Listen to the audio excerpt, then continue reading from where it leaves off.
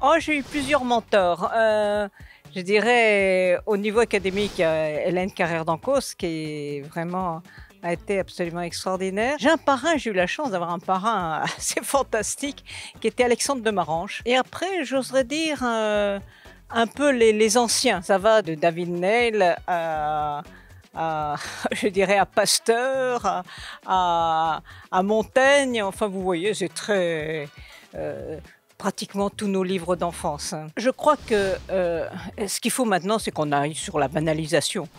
Moi, mon rêve, c'est qu'on n'en parle plus. C'est que ça soit absolument maintenant tout le monde. La télémédecine, c'est comme le téléphone, il va plus falloir qu'on en parle. La télémédecine, finalement, c'est faire voyager les données, les datas, plutôt que les patients. C'est comme si d'un coup de baguette magique, on avait un médecin qui arrivait au chevet du patient, au chevet de votre maman, au chevet de votre grand-mère. Donc c'est ça la télémédecine. C'est permettre un accès égal aux soins n'importe où, dans n'importe quel endroit. Certainement chirurgien, certainement... Bon, je suis pilote déjà, mais certainement...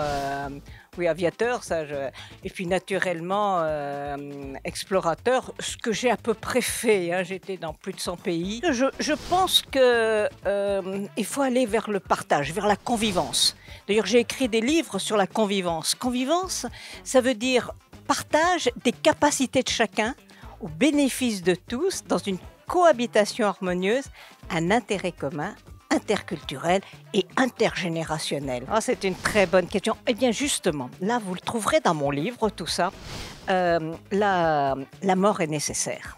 La mort est nécessaire et ce n'est qu'une dernière étape de vie. Ça va vous paraître bizarre, mais elle permet de vivre.